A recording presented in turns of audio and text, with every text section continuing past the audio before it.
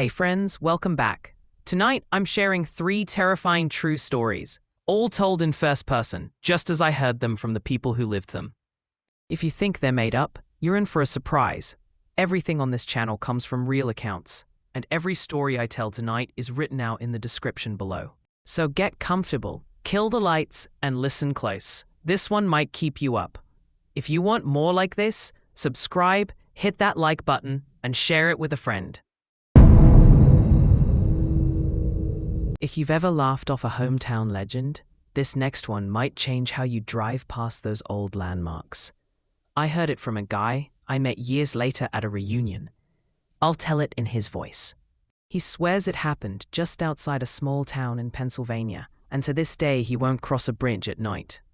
People tell this one like a dare. If you park on the Iron Truss Bridge over Cobb Creek at midnight, turn your engine off, and lay 3 coins on the rail, you'll hear them fall from the other side. I grew up in Glenwater, Pennsylvania. Blink and you'll miss it, off Route 220. In high school, we had about 6 things to do: play ball, drive in circles, make fires by the quarry, kissing the cemetery, complain about Glenwater, and dare new kids to drive out to Cobb Creek. The bridge wasn't much. 2 steel spans, rivets like old bones under flaking paint, a wooden deck that clacked under tires. The creek below ran shallow and brown, with those long green ribbons of weed that made everything look like it was gently breathing. Local history said a horse-drawn feed wagon went over the side in 1912. Loose planks, rain, bad luck, took the driver and a farmhand with it. Someone added that the bodies caught 30 yards downstream. Someone else added the driver's pocket watch was still ticking when they pulled him out. That's how stories work. It was senior year when we took Riley and her cousin Ben there. It was one of those close August nights where the air sticks your shirt to your back. 4 of us crammed in my dad's old Ranger. Me, Riley up front, Ben and Caleb in the bed, their arms draped over the cab like hunting dogs. Bugs pinged off the windshield, and the road rolled along like a ribbon. We joked the whole way out, because that's what you do when you want to make something smaller than it feels. You reach the bridge by a lane that drops under hemlocks. The last house is a wide porch and a mailbox shaped like a fish, and then it's trees and creek song. The Ranger's headlights washed the steel into chalk and shadow. I pulled dead center and killed the engine. The clacking insects went loud in the sudden quiet, like someone had turned them up. The creak sounded like a whisper, trying to be a sentence. Caleb thumped the roof. "Coins," he said. He had a quarter and 2 pennies, brand new shiny things that looked wrong in the flashlight beam. Riley rolled hers across her knuckles and grinned at me like she was about to confess something. "Even if we hear them," she said, "promise we leave. No Hollywood third act stupidity." "Scout's honor," I said. I had never been a scout. We went over the dare again, lay the coins on the outer rail, right above the water, then cross to the other side of the bridge. Wait, if the coins slide off and the sound comes from where you're standing, well, that's the part nobody likes to explain. It's always just a nervous laugh and a change of subject. We walked to the rail. Up close, you could see initials carved 100 times over, dates, crude hearts. The steel was cold with dew. I set the quarter, carefully, then the pennies. The coins looked too bright on that old metal, like they were about to be spit out. We crossed, our footsteps hollow through the deck planks. I felt the currents of night air from the creek a story below. On the far side, we lined up shoulder to shoulder, like a scrimmage line, and waited. I didn't mean to count, but I did. 20 seconds. 30. A minute. The bridge creaked, somewhere softly, like a sleeping thing shifting in its dreams. "See?" Ben whispered. "Nothing." He said it like relief and disappointment lived in the same room. Then the quarter rolled. The sound is the only thing I can't make smaller in my memory. A coin rolling against steel. Bright, deliberate. It didn't skitter or bounce. It rolled like someone's fingertip guided it. The quarter made a little arc and fell. Except that's not what we heard. We didn't get the expected plink from the side we'd left. From behind us, our side, came the coin's small, perfect drop, as if the sound had slipped under our feet and climbed up behind. Nobody moved at first. The air felt stacked wrong, like books piled on the wrong shelf. The pennies went next, one and then the other, rolling that same guided roll. Each fall came not from across the creek, but right there at our backs, from the dark beside the ranger. Ben made a sound like he'd tried to swallow and couldn't. Caleb laughed, too loud, and then stopped like someone had pressed a hand over his mouth. "Okay," Riley said, voice tight but steady. We said we'd leave. We started toward the truck, and that was when I noticed two things. One, the wind had died, not just quieted, stopped like the night had taken a held breath. The hemlocks were drawn against the sky like cutouts. Two, the creek, always whispering, had gone silent. "Hold up," I said without meaning to. We all stopped, and our footsteps made that sallow wood thud, and God help me, I leaned over the rail. "Sam," Riley said, "don't." The creek was there, shape, shine, but it wasn't moving. The long green weeds hung like banners, straight down, not swaying, not reaching with the current. The surface looked like a photograph of water. I pulled back so fast I hit the span and set it to humming. Everyone flinched. If you've ever heard a bridge sing, a long, low metallic zowl, you know why. It sounds like a thing with lungs and memory. We didn't run. I remember that. We didn't want to fall through a softboard and make our own legend. We walked, fast. And that was when the other thing started. Knocking. It wasn't loud. It wasn't theatrical. It started as a tap under the deck on the underside of the planks near the center. 1, 2, 3. Then a pause. Then 1, 2, 3, 4. Like someone using their knuckles to count politely.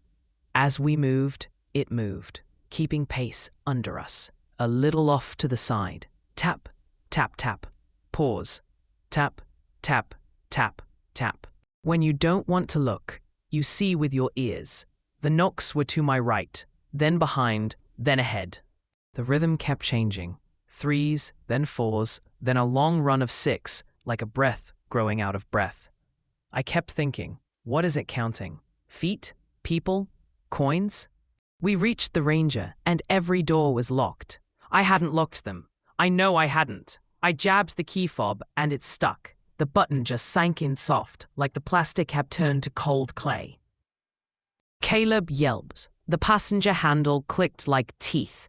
Behind us, the knocks gathered like rain starting on a tin roof. Dozens, then too many to count. All around, under the deck, along the rails, tap, tap, tap. An eager, patient arithmetic. Riley said my name like a question and a command. I put the key in the door, and of course the key went in and wouldn't turn. My hands weren't working. I kept missing the angle, missing the slot. Back, Riley said, sudden.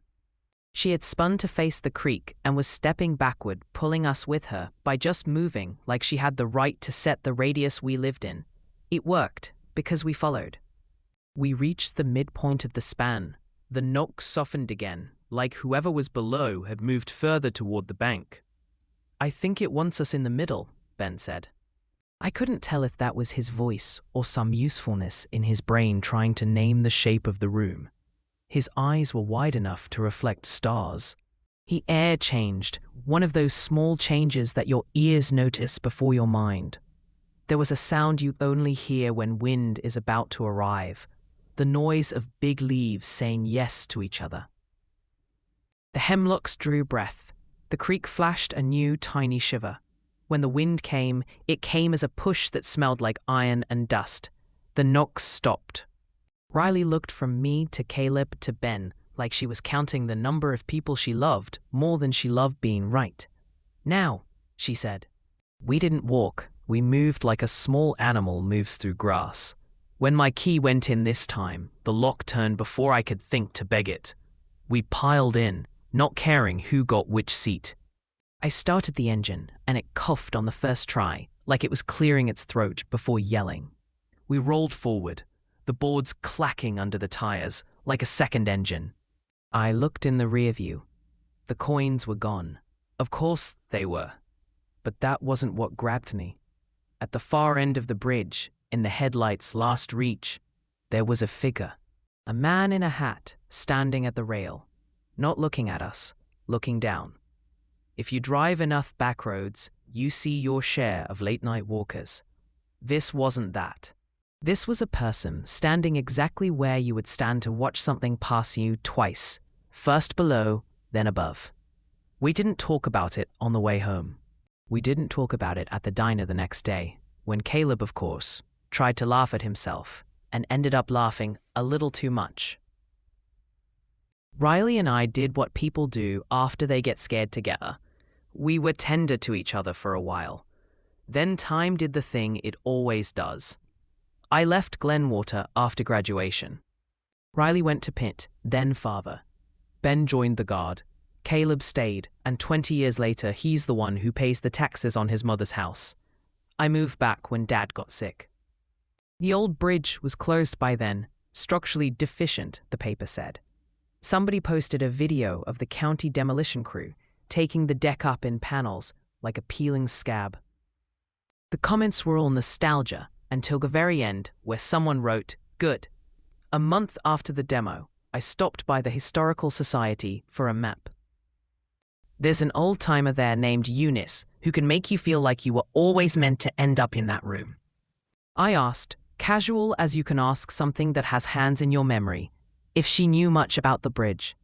Eunice pulled a file, photocopies of photos, clippings, typed notes on onion skin half-sheets. "Folks tell all sorts of stories about that thing," she said, not looking up. "What kind?" I said. "You know." She laid out a photo of a feed wagon in a skinny creek. The driver's cap sat in the water like a water lily. Counting money moving, men named Robert who never learned. "Robert?" I said. She rested a finger on a list. 1912, Robert Hayes, driver.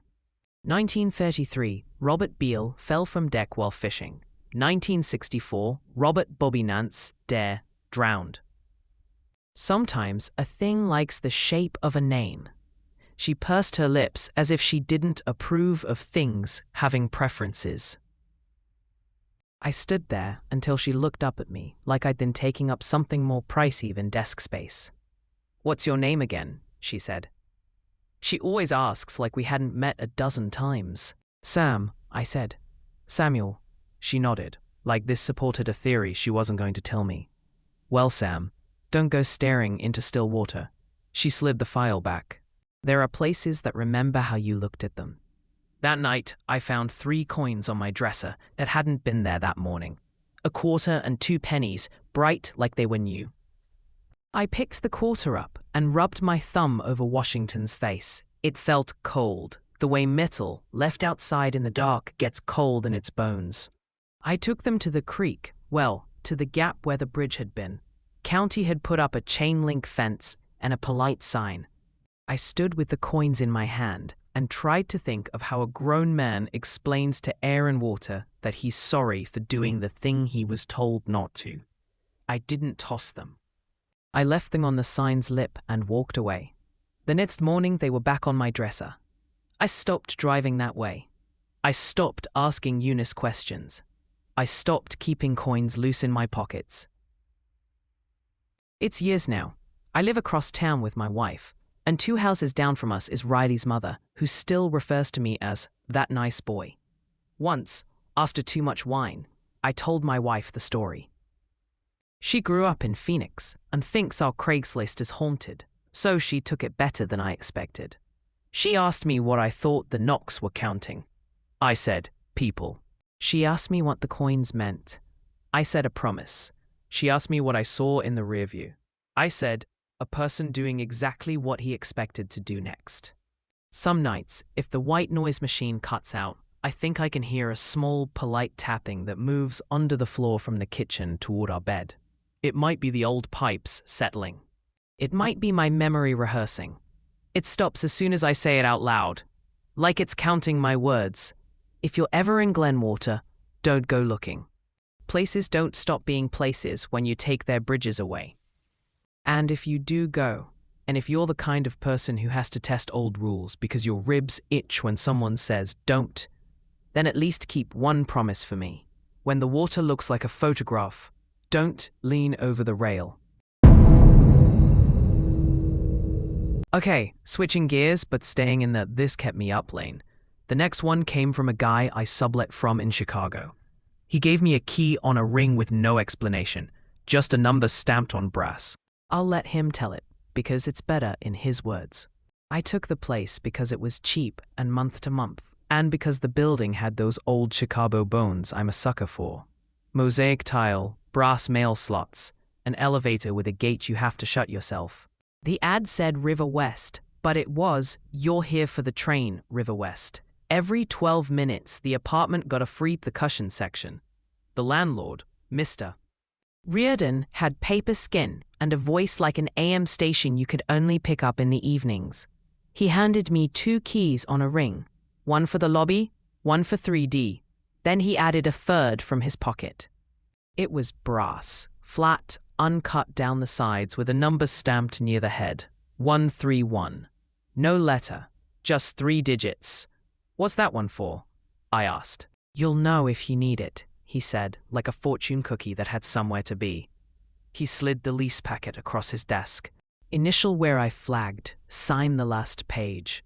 There was a page missing, 2 of 6 skipped to 4 of 6, and I started to ask, but he was already telling a story about steam heat. I felt I should pretend to find delightful. The apartment had that old building smell, plaster and radiator dust. It was a studio with a bay window overlooking a brick wall where ivy had decided to be an empire. The first night, I put my mattress on the floor and listened to the building introduce itself. A pipe pinging somewhere, the elevator thunk, footsteps like a bass line overhead. At 1:13, the elevator groaned and stopped on my floor. I only remember that time because I checked, annoyed, like you check the time when an upstairs neighbor drops something heavy and you plan to resent them tomorrow. Nothing else happened. The first odd thing was small. I lost my apartment key. I got home from a lift shift, reached for it, and came up with lint. I unpacked my backpack, my jacket pockets, the coffee mug I put change in. Nothing. I sat on the stairs outside 3D and felt that particular rage at your own hands. Alfie, you mail it, schedule. Faith. Ah. Ow. Ser. Assay. Ah. I was about to call Reardon when I saw it. My key lying on the second step down, neatly centered like someone had measured. I had walked right over it. It wasn't there 60 seconds before. A neighbor must have heard me cussing in my polite voice and returned it. Fine. I unlocked my door, promised myself I'd put a hook by the sink, and forgot it. 2 days later, same thing. Key gone, stairs empty, then there it was, on the 6th step up from the lobby, centered, brass winking under the weak fluorescence. Okay, not fine. I checked with the front desk, except there is no front desk in this building. Just a fold-out table where packages dream of their lives before shipping labels. I taped a note by the mailboxes. Thanks to whoever keeps finding my key. Knock on 3D, I owe you coffee. No one knocked. The 3rd time, I laughed. That weird brittle laugh where your throat is dry. The key wasn't on the stairs. It was on my threshold, on the apartment side. I stood there like someone had told me a word I knew didn't exist. The deadbolt was still thrown. The chain hung. The key had been inside and then been moved inside more. I picked it up by the head, like it might burn me. That was when I noticed the number stamped on it again, 131. I hadn't thought about it since Reardon's desk. A number without a letter in a building where every apartment has a letter. I did an idiot thing. I tried it in the other doors on my floor. Sometime during the second lock, a woman down the hall opened just enough to show a chain and an eye. "Can I help you?" she said, helpful as a warning sign. "Sorry," I said. "Wrong door, new here." I held up the key like a cop holds up a badge in a low-budget show. "I thought this might be the laundry. The laundry's downstairs," she said, and closed the door gently, like a good book. I took the elevator to the basement. There's a smell to building basements I expect to have memories about when I'm old. Soap metal, a little mildew, a hint of other people's lives striped by fluorescent hum. The laundry machines were there, arguing with coins. The storage cages held beige ghosts. And there was a door I hadn't noticed, flush in a wall that was more shadow than concrete. It wasn't special. It just didn't have a number. It had a keyhole the exact twin of the one that fit my 131. Here is where you say, don't. And any horror that arrives before 5 p.m. in a basement in Chicago has to pay union rates. And who can afford that? The 131 key turned like it had been waiting to hear from me. The door opened on 4 steps down into a small square room lit by a single bulb behind a wire cage. The walls were lined with shallow cubbies, each with a small brass tag screwed above it. The tags had apartment numbers, 1A, 1B, 2D, 3C. Inside each cubby lay something. A glove, a book, a scarf. Ordinary items, compulsively organized. It smelled like cedar and old paper. I stepped down because of course I did. In the 3D cubby, a shoebox lid. Inside it, a silver bicycle bell, a tiny spoon like you'd get with gelato, my favorite pen that I hadn't realized I'd lost yet, and a key I recognized immediately, my apartment key. My hand had that restless itch my brain gets when a riddle answers itself while you're still forming the question. I looked at the other cubbies. Each held small things I knew from the hallways. A Yankees cap always on Frank in 5B, a leopard print umbrella I'd seen by the lobby. But there was a rule. On the wall by the door, in letters somebody had hammered in with clear intent, was a sign. Return only. Do not take what you think you haven't lost. I put my 3D key in my pocket before I finished reading because I'm not proud, and I told myself I was just correcting a misfile. I lingered because the little room had that quiet you find in library stacks at 10 p.m. The quiet that makes even terrible decisions sound scholarly. On my way out, I saw a cubby in the far corner, no brass tag, just a piece of tape written in a neat hand. 131. Half of me said it would be empty. The other half made my hands sweat. I looked. Inside lay a manila folder, thick with paper. On the folder tab, someone had written my name in block letters and then crossed it out. Underneath, the same name again. The letters darker, dented, like they'd pushed too hard. I almost put it back without touching it because there's a temperature to certain objects that isn't about heat. I took the folder. I know. It held a lease packet. 131. Storage Annex Use Policy across the top. Pages with items checked and underlined. The missing page from Reardon's packet was here. It wasn't about rent. It was about rules. Annex is not a lending library. You may only return what you already lost. Do not place a note inside the annex. If you take what you have not yet lost, the building will balance the ledger. If you hear knocking after midnight, do not open unless you have something to return. If you receive a key with no cut, do not make a copy. At the bottom, a signature line with my name typed beneath it. My signature above, unmistakable, formed by that hitch I have in the N when I try to go too fast. The date line had no date. I checked the back for carbon paper like it was 1987. I slid the folder back into the cubby. I took a step toward the door and felt watched. Not malevolent. More like a museum guard who has warned you twice about touching the diorama glass and will not warn you again. I locked the door behind me and stood with my head against the cool concrete and told myself I'd dreamed the folder. When I got to the elevator, I had my 3D key in my hand and the 131 key tucked under my wallet, hot like worry.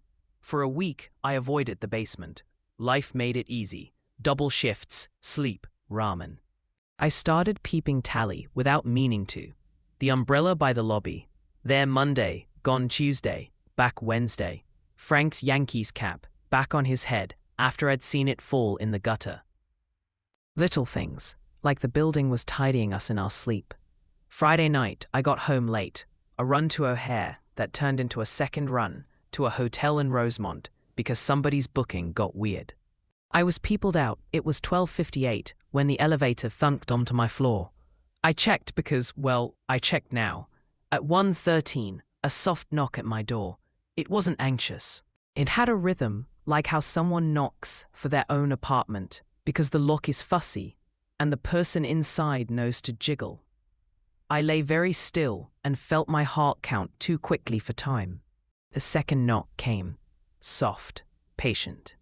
If you hear knocking after midnight, do not open unless you have something to return.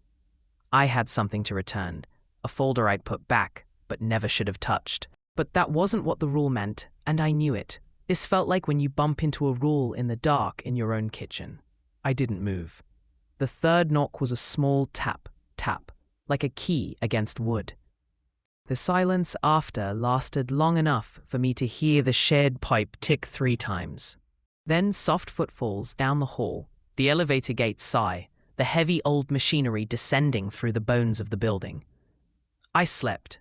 Saturday morning, I took coffee and shame to the basement. The annex room light clicked on like it was pleased and surprised. I dropped to one knee in front of the 131 cubby and reached for the folder, and saw my name again, not crossed out this time, written a third time in sharper letters. I took it out because my hands were already doing that. Inside were the same rules and something new. A Polaroid, glossy and a little underdeveloped, like someone had pulled it too soon. It was my apartment, my bed, and me in it, on my side, the blanket pushed down to my waist, my arm thrown out like a person who trusts the night. A shape in the doorway blurred by motion. The blur leaned like a person leaning to hear. In the blur, I saw the mirror in my tiny entryway. I don't remember putting the photo back. I do remember locking the annex door slowly with both hands, the way a person does when they're trying to show a dog they aren't afraid. Reardon was in his office, which is a generous name for a room with a file cabinet and a Cubs pennant over a calendar from 2009. The extra key, I said. 131. He nodded like he had been waiting to see what sentence I would choose next. What is that room? Storage annex, he said. Been here since the building had an operator in the elevator. Some places don't like to lose their habits. Why my name on a lease? Not everyone signs, he said, as if he was talking about pensions. Not everyone needs to. You'll move out without using it again if you're careful. If you're not, he opened a drawer and stopped. You'll move out different. The knocking, I said. Last night, he looked at me with something like approval, which terrified me more than disapproval would have. Most folks open, he said. You didn't. That's good. I opened my mouth. He slid a plain envelope across the desk. Inside, a check for my security deposit and 3 months' rent, dated today. Mr. Reardon, I said, I haven't. I like tenants who read, he said. I like them more when they don't write notes, when notes shouldn't go. You're square. The Craigslist ad is already up. I moved out that afternoon. It was like I had decided a thing days earlier and just found out. I left the 131 key on the kitchen counter because I had read enough fairy tales to know that certain objects travel in your pockets like stray cats. At my new place, south by Pilsen, a month passed that felt like a breath I hadn't had since I arrived in the city. Then last night, the upstairs neighbor's vacuum made that upstairs neighbor vacuum thrum, and I went to my door because I thought someone had knocked. No one had, but on my doormat lay a pen. My pen. The one I'd replaced with a multi-pack because losing one pen is how I always find 6. When I picked it up, it had dust on the clip, like it had walked through a basement. I don't keep notes by my mail slot anymore. I label the photo albums carefully, and I don't tell anyone I did. And sometimes in the middle of the night, I wake and can't tell if I heard a knock or dreamed it. I lie very still, counting to 131. The elevator in my new building is modern and rude. It has no gate and calls me by my floor number in a voice I don't trust. Sometimes when I step in though, I smell cedar and old paper, just for a second, as if something in the building is making a list of what we'll forget tomorrow and practicing saying our names correctly. Last one. This one's set in New York, and it's the story that kept me awake the longest after I heard it.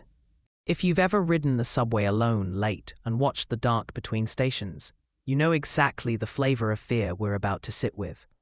I took the F home for 6 years and learned exactly 2 things.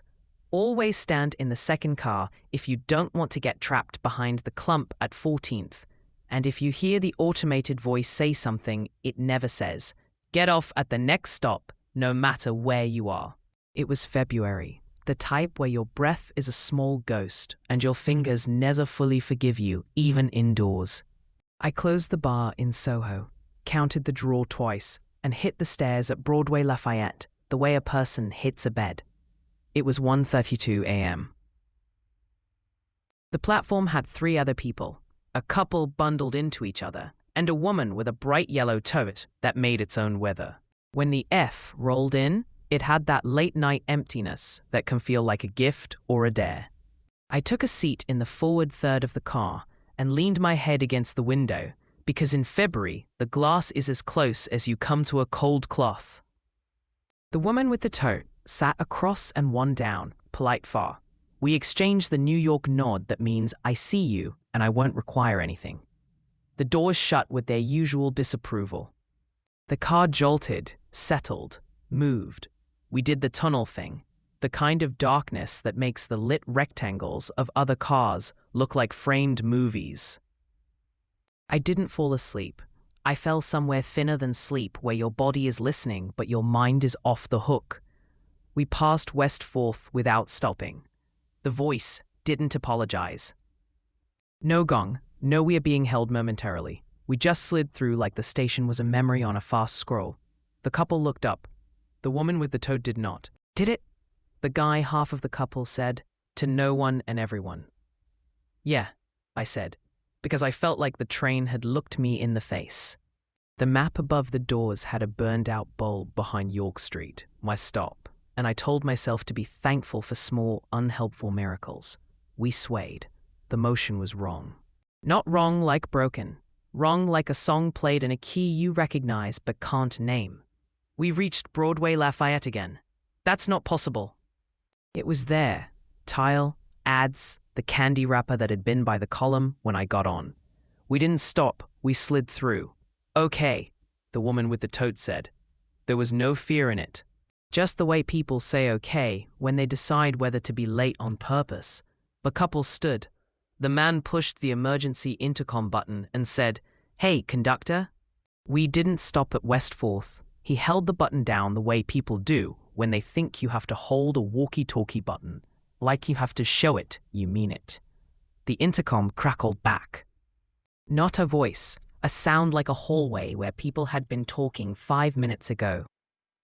I looked out the window into the dark and saw ourselves reflected, the 4 of us, and the door at the end of the car where a conductor should be. The glass on the cab door was cut with graffiti that looked like a river. Behind it, in the dim, a shape moved. I stood without deciding to. The woman with the tote lifted her chin. Don't, the chin said. I went anyway. When you tap on the conductor's window, you feel like you're tapping a fish tank. I knocked. The shape inside leaned, as if listening. I knocked again. The door slid open 2 inches, just enough for someone to put a mouth against the crack. Next stop, Delancey, a voice said. The voice was the train voice, but the words were wrong. We had just passed Broadway Lafayette twice without stopping.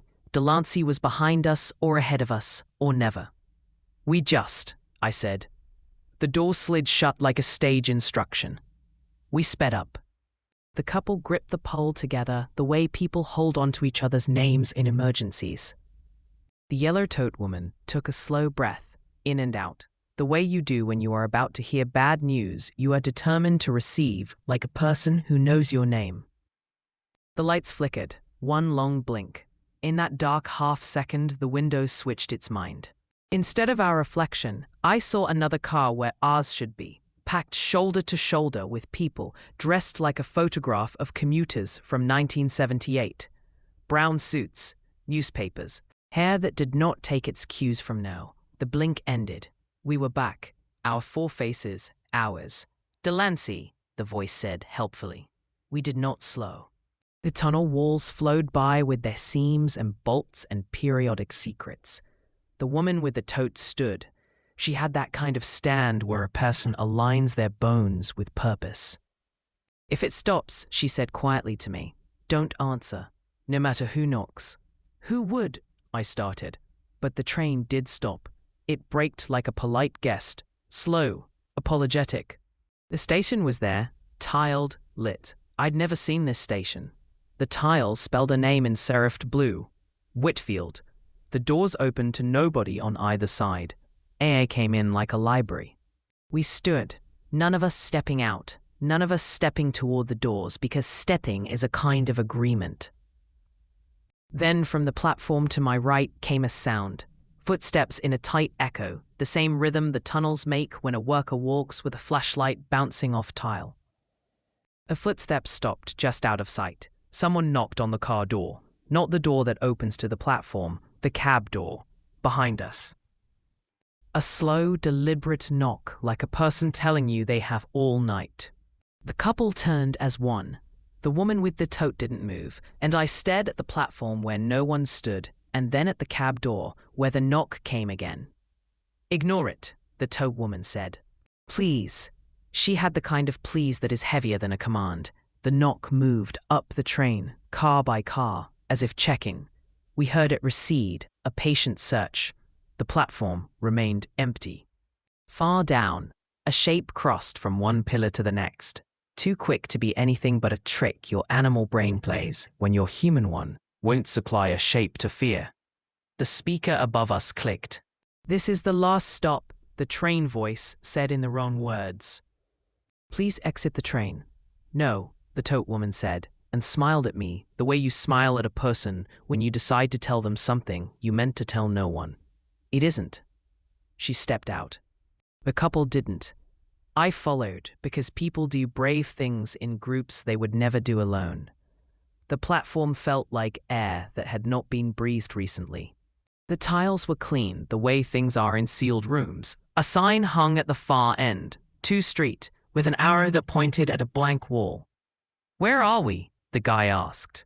The woman with the tote walked to the pillar where the shape had moved and put her palm flat against the tile. She was counting under her breath. She got to 13 and stopped. There, she said. There what? I asked. Don't answer, she said. Just, if you hear it, don't answer. On the platform across from us, a train slid in from nowhere and stopped with a sigh. It had the old cars, the ones with the rattan seats and the soft rectangle windows. People stood inside, motionless, facing forward, hands on straps that hung from a bar. The doors did not open. A man near the center turned his head 1 degree. I saw his mouth move. He was saying a word. It might have been don't. It might have been down. Behind us, from our train, came the knock again. This time, it was inside the car. 3 knocks, a pause. 3 knocks, a pause. Morse code the SOS in the wrong place. Get back on, the tote woman said suddenly, and the command was welcome because doing anything was better than standing still in a station that had probably never been part of anyone's commute. We obeyed. The doors closed as soon as they saw our backs. The train pulled out like it had forgotten it had been anywhere. We entered the tunnel, and in the window reflection, our faces were ours. At Delancey we stopped, like a train that had remembered its job. People got on. The couple moved their mouths at each other with relief language. The woman with the tote got off without looking back. She didn't glance through the car window like people do when they want reassurance you weren't a dream. She'd done this before. That's what I realized later. I rode to York. At the top of the stairs, the wind off the river hit me like a necessary sentence. I walked home along the trapped heat of brick. My phone buzzed. A voicemail. Unknown number. I pressed it without thinking. And if the doors open at Whitfield, a woman's voice said, don't answer the first knock. Static. A click. It sounded like the end of a call that had been placed before voicemail was invented. The next morning, early, before the coffee shops opened, I googled Whitfield Station NYC and got a floral shop in Queens and a dentist in the Bronx. I dug into the rabbit hole where transit fans live and found a thread from 2007 where someone's uncle swore there had once been a closed platform between Broadway Lafayette and East Broadway, tiled Whitfield, used for movie shoots and training. The thread ended with a moderator saying, "Take urban legends to the appropriate forum." At work, a regular named Sam, who collects mats like people collect grudges, said, "Huh," when I told him.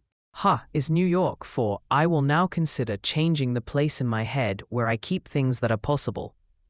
He brought me a photocopy the next night, a 1936 plan with a penciled-in station that had never been built. The penciling had been erased, and the smudge smoothed with a finger that left oil. 2 weeks later, I got on the F at the same time. I stood in a different car because I was smarter now. We stopped at West 4th. We stopped at Delancey. We were being held momentarily by train traffic ahead of us. At 2:03, my phone buzzed. Another voicemail. Same unknown number. I pressed play. Second knock. The same woman's voice said, "If you make it to the second, don't stand by the glass." I looked up and maintained my proper, polite subway blankness at the door window, at the black between stations, where reflection pretends to be depth. In the glass, my face looked back, normal, as far as that goes. Then, for a fraction too long, it didn't blink when I did. I looked away.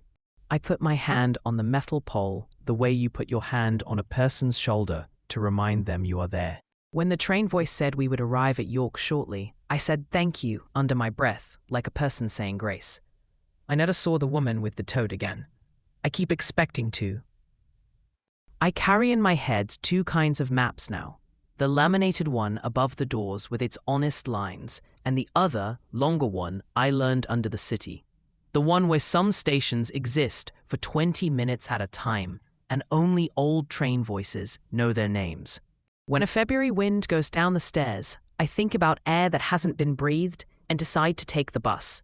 If you hear the knock, 1, 2, 3, don't. If we hear it twice, step away from the glass. If a station looks cleaner than it should be, keep your hands to yourself and learn nothing with your name in it. And if you get a voicemail from a number no carrier recognizes that tells you a thing you needed to be told, try to live like you deserved the warning.